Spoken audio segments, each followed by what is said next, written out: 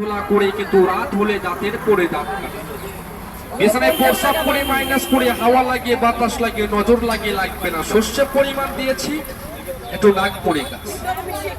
আমি আরো দিব আপনার চোখের সামনে জীবত মায়াজাল।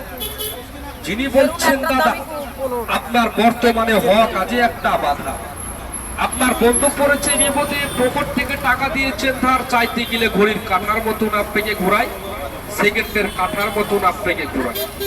জীবত মায়া জালটা আপনার দেহে রেখে দেবেন বাবু, মায়া জলের মতন কাঁপতে কাঁপতে বসা। আমি এক ঝোড়া দিয়ে যাবো এরকম মরামুড়িটাকে, যোগমুড়িটাকে। ওই যে আগে শুনেছিলাম যে শাশুড়ি মার জ্বালায় বৌমা পালায়, এখন বর্তমানে বাবু কলির জামানায় বলে বৌমার জ্বালায় শাশুড়ি মা পালায়।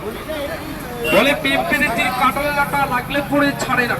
এই যে বাপ বেটার সাথে মিল থাকে না, ভাই ভাইতে মিল থাকে না, ওইটাকে পোকার মতন চলে, পোকার মতন হাঁটে।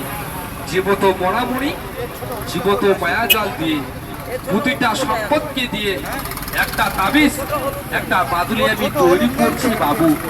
আমাকে চলার পথে 30টা টাকা আমাকে দেবে।